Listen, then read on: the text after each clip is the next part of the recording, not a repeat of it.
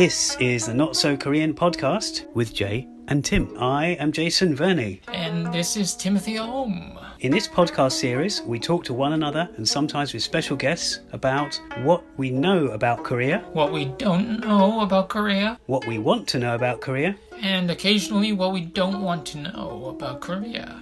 As you probably know, and as we always say, we usually record this live in UK's Koreatown itself. That's an area in and around New Malden. Yes, that's the largest Koreatown and Korean community in Europe.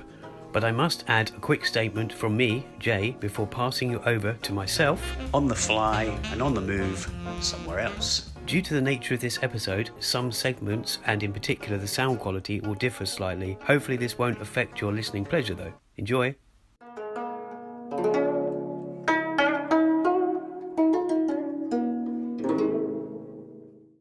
Hi there, it's Jay. I have a lot to speak about in this episode. I'm going to announce a special guest who will be in the next episode. I'm going to talk about myself meeting Tim, so co-hosts back together. Also a recent an event in Trafalgar Square, and there's a chance to go to Koreatown or New Malden and meet myself and Tim. Let's start this off with a little mention of the guest, and I'll kind of lead on to who that is later on. But if you've seen our social media, our NoSoKoPo or Not So Korean podcast, since social media, we've got Instagram, we've got a Facebook account, we've also got a group on Facebook, so there's a little community there. We're also recently started up on Twitter, which is under NoSoKoPo. I recently put out there wouldn't be an episode last week. The reason for that is that I've been really up against it with other stuff. I've only been, as I record this right now, I've actually been in the UK less than 2 weeks, and even in that time managed to get an episode out. I even recorded half of that episode in an airport in Asia and half of it in the UK, so that was, something I managed to do. But I also felt like we've got a guest coming up in our episode. I was also going to meet Tim, and I did meet Tim, and more on that in a minute. And I felt like we need it needs to have a little break. So after 7 episodes in 2 months, I just felt it was time to have a little breather. So as I sit here in my temporary recording space, bearing in mind as I say, I met Tim, and one thing that Tim did do, he was kind enough to collect a little bit of mail or post from my address that I was in New Malden, in Koreatown. And in front of me right now is a Christmas card from 2022, and it's from Philip Goman, so it's from London Korean Links. And I've been getting these Christmas cards for several years, and always a great design on them by Jiun Kim, a friend of ours, Kim Jiun, really good artist, and she's also known as the Drawing Hand. So of course it's a Christmas card. I've opened it, 5-6 months later, and I knew it was actually coming because I provided my address. But it was, in that post there was a nice sort of Korean related item. And talking of Korean related items, Tim is not a Korean related item per se. He has lived there, Timothy. But we met in Trafalgar Square. We met in Tunbridge Wells, a town in the UK, a town where I actually used to live. But not only that, although it's not got that much Koreanness, and I did touch on this in my last episode, or our last episode, there's a few things. In fact, I think one thing that happened when Tim arrived waiting for me, he wanted to go there anyway to this, to see. It's very picturesque parts of Tunbridge Wells, and it's also quite famous. It's also known as Royal Tunbridge Wells. But apparently, not long after he got off the train from Koreatown, from New Malden, he got the train or trains to Tunbridge Wells, and he spotted or met some Koreans sort of straight away. So because I've spoken in the last episode about some towns in the UK and many places in the UK don't have non-white or non-English people. That is changing though. There are towns everywhere is probably becoming, I don't know what the word is, I want to use internationalized, less homogenized. But yeah, it was interesting that he told me when I arrived, he told me as I was on the way to meet him in Tunbridge Wells, because I'm staying not that far from there, so it seemed a great place for us to catch up. He told me that happened. And also later on we had some food, and we went for a pub lunch in the Pantiles, a very famous area of Tunbridge Wells, but we chose to have the burgers that they do there, or they get delivered there. And on the menu there was a Korean burger. I think it was called, I can check this now, yes, it was called the Sewol burger, quite original or unoriginal. No, the Sewol sandwich, I'm sorry. But there was also one on the menu called the Sewol sister, and that was a vegetarian option. Was it vegan or vegetarian? One of the two. I think vegetarian, because it's got halloumi, just looking at the menu there. So that was interesting. So there was one or two things relating to Korea that, you know, that we picked up on when we were there, and we had a great catch up. We did think about recording an episode at this first time together, but we said let's save it. After all, we are going to meet in Koreatown, New Malden very soon, and that's when I mentioned about potentially meeting up with us. If any listeners want to, I'll come to that in a minute, or in a few minutes I'll come to that. So it was a great day we spent together. It was a little reunion, having, you know, lived in the same area in Koreatown, New Malden before. We did 25 episodes in the first series. Then I went to Korea for a few months, and then other places in Asia, and then finally came back. So it was a nice sort of day out. It was a new place for Tim. He's Canadian anyway, but, you know, so many things in the UK are kind of new to him. With me, I know that place very well, as much as it's changing like every town and every part of the world, I guess, to some extent. So we had a great time. Spoke about what we've been up to. Obviously, we've had Zoom calls as well, so we were up to speed with some of that stuff. But there was a lot more we had to tell each other. We also took a bus somewhere for a museum that I've been to before, or rather a big house that I've been to. Tim wanted to see the museum part of that place, so that was an adventure, because it was more than just a bus. It was it was a bus. It's a Solomon Centre. We got a bus, then we had to walk, and it was a great day, beautiful day. It was really warm. Of course, I've come back to the UK to this beautiful weather, mostly beautiful weather. You know, I knew that that was part of the plan, that when I chose to come back a few weeks back, I made the final decision and said, yes, I'm coming back to the UK after 10.5 months away. You know, coming back in the summer was part of the part of the sort of motivation. As I mentioned as well, there is a guest coming up, and that guest is somebody, if you're into Korean literature or Korean poetry or Korean culture in general perhaps, he's very well known. His name is Brother Anthony, but he's also got a Korean name, which is An Sonjae. And if you see our thumbnail for this show, not only is there a lot of alliteration with the letter T, I've also ensured that we've got his Hangul, An Sonjae in Hangul, and he's also known as Brother Anthony of Taizé, a place called Taizé. Now, the reason I'm emphasising that word is because also, this is just me, I'm just silly with wordplay sometimes, but I've put Tim meets Jay, and I've put tributes in Trafalgar Square, which I'll come to in a second. Tunbridge Wells, Taizé, translation, and time to talk. So all these T's, I wanted to kind of make it a bit quirky. So I interviewed him. I actually visited his office with loads and loads of books. I've met him a few times over the years. He's a really nice guy. He's very knowledgeable in literature. He's been involved with so much Korean literature. I remember him in London doing a speak, because he was in London quite a bit before. When he speaks, it's very sort of not only eloquent, but dramatic. It's very dramatic. If he's reading some literature, he's very good at doing that, sort of enhancing the words or the sentences. And, you know, as I say, he translated poetry of Ko Un, he's a famous poet, and other poets.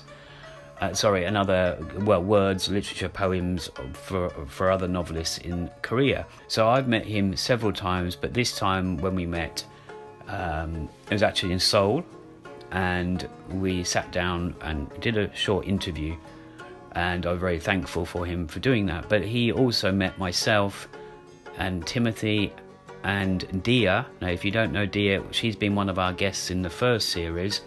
That's Dia on Korea, Dia Mitra. We she's into her literature a lot, and she's into her Korean. She's very, very big on Korea stuff.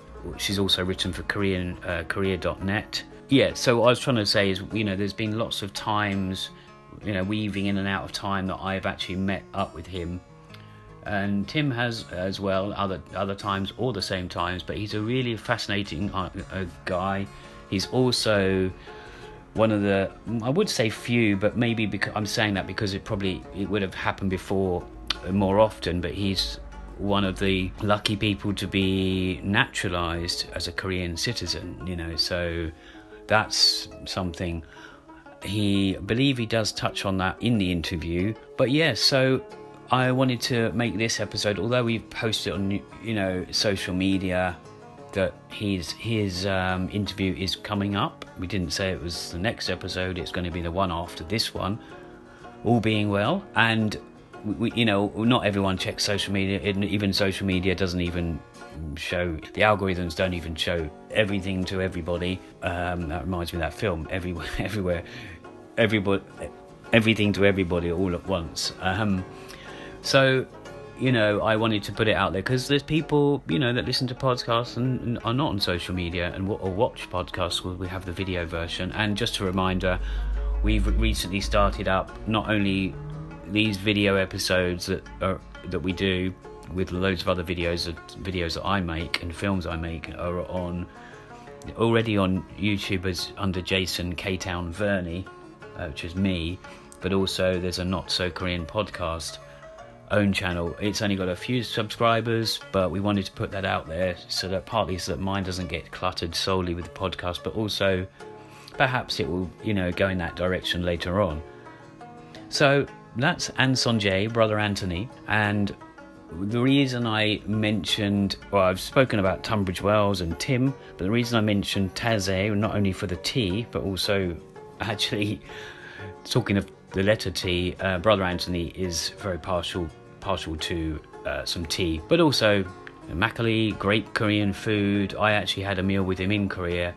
Met him a few times. He actually came to my film screening, my screening of Reparation. I had 2 friends screenings of my film in Seoul, and yeah, he was one of the audience members and one of the attendees. I'm very grateful for him coming, and I believe he liked the film. But also, the letter T, I've mentioned Tunbridge Wells, but also translation.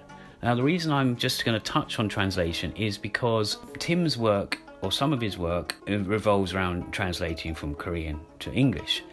And my life, and especially the last 10 years or so, and Tim's life, I'm sure, has revolved around translation, whether that be events that relate to translating Korean, or the events about novels or novelists we've met and their books have been translated. And also my film, just to touch on that again, I had to get it translated because it's in English and Korean, so it's a dual language film. So I had to have, actually one of the actresses did a lot of the translation, and I also got it again for the subtitles, for the Korean subtitles of the English, and I think Korean of the Korean. Yes, it's got dual. If a certain version of my film, my 30-minute film Reparation, it's a drama. It's got the subtitles English and Korean throughout, so you've got it all the time. So no matter what the language is being fed to you, you've got the words for it. That is intentional. So there's been a lot of involvement in my life in the last 10 years, translation, and I wanted to just touch on that because I was just thinking about it when I was putting this podcast together. But we've also had interviews in our first series. We spoke to 1 or 2 people that touch on translation. Eugene Kim was one of them, translator, and also I've done a couple of speeches in Korea, and they've had interpreters, so it's not what you might call translating, but people do call it translating as well, interpreting. So I just wanted to touch on that before I move on to Trafalgar Square and the tribute, another T.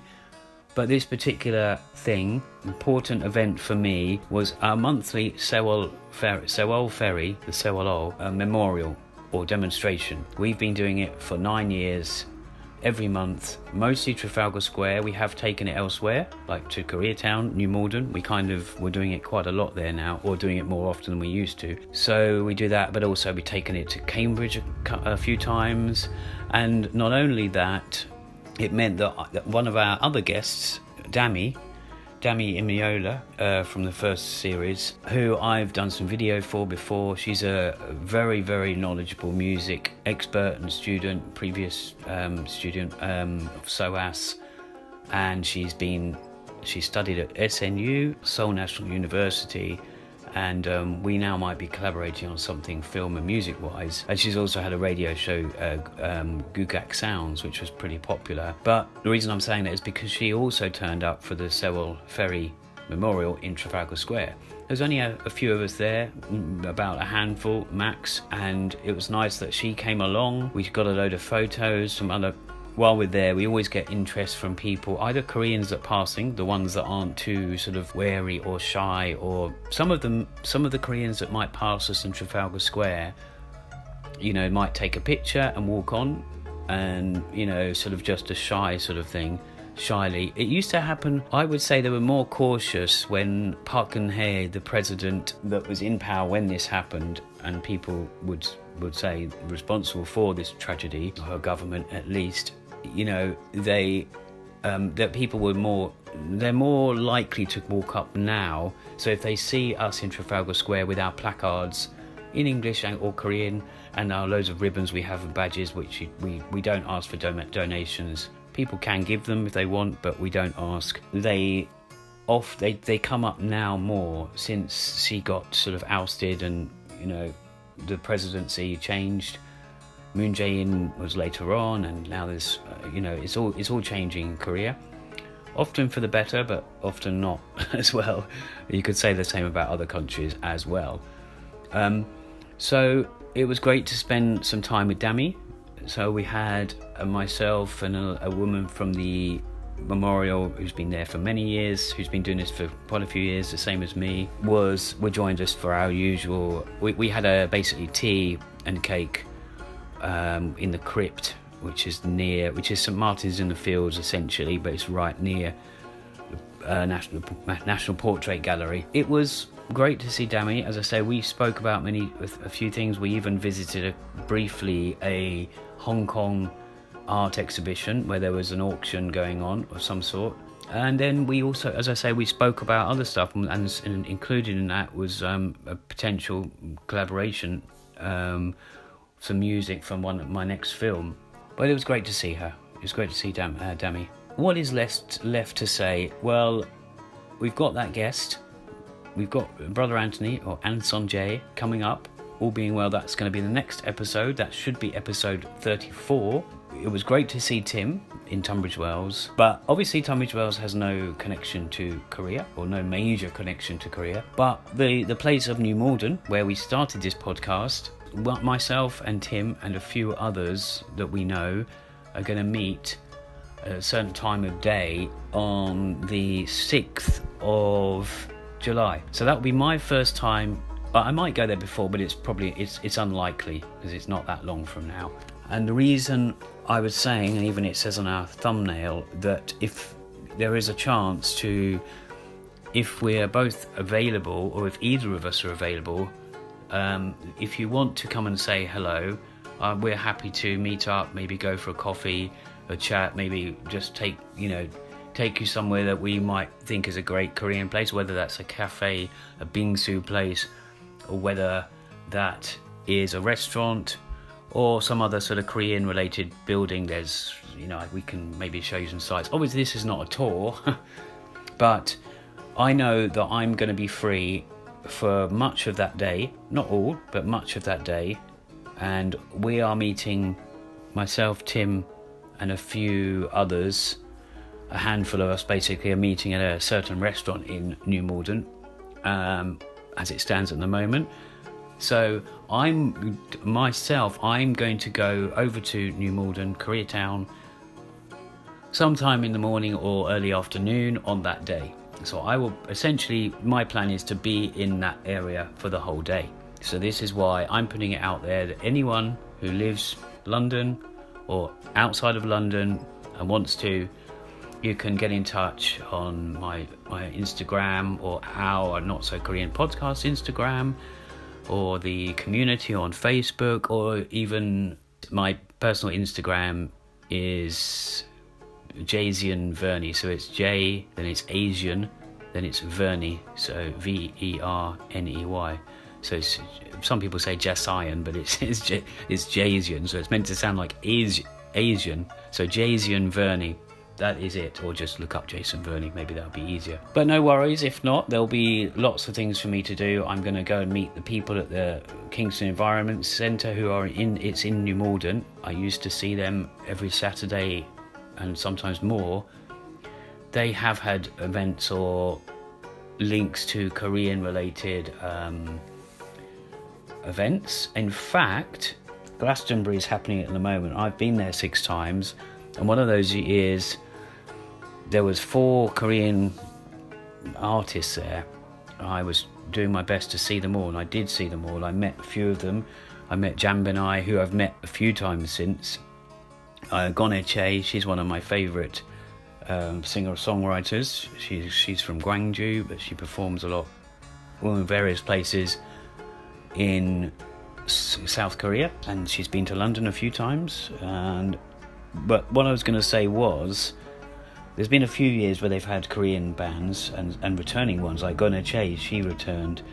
I'm just looking on here, is the artist ADG7, and they've just recently performed at Glastonbury, which you can find on BBC iPlayer, their performance, ADG7, and they're kind of one of these fusion 9-piece, they're a 9-piece Korean traditional music band.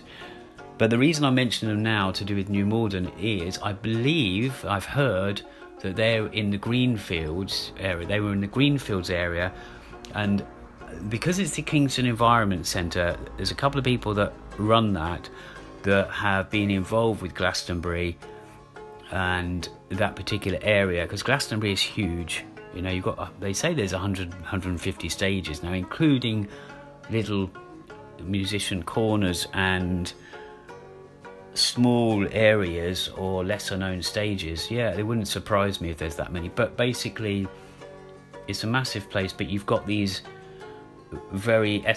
ethical fields which are all about, recycling, all about the environment, the climate change. So Green Fields kind of falls into that category.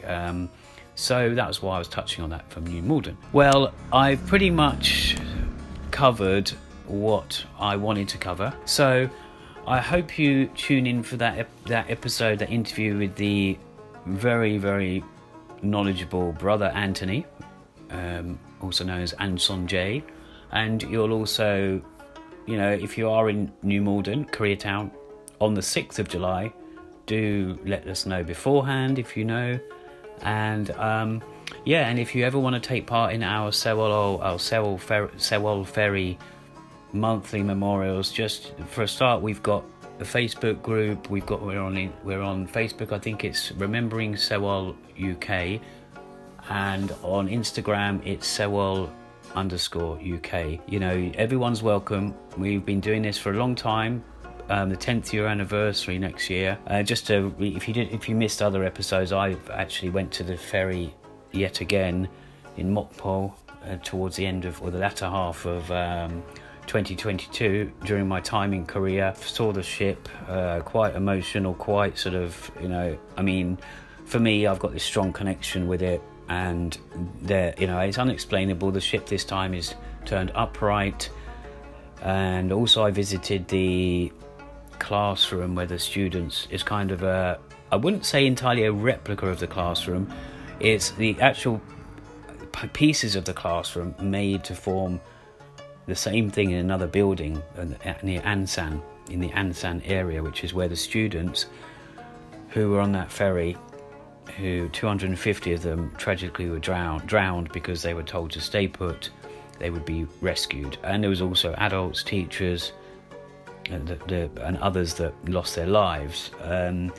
So not to end this on too much of a downbeat in a downbeat mood, but if you do want to, you just have to get in touch with me, or just look online. These are open to everybody. Anyone can come and stand. We just stand for an hour and a half. It's not silent like it used to be silent. We would have a laugh, we chat, and it used to be called stay put because we were literally staying put for that couple of hours. It used to be 2 hours, and the students were also told at the time in the ferry to stay put. So yeah, we've got loads more interviews to come as well, and I will just see you in the next episode.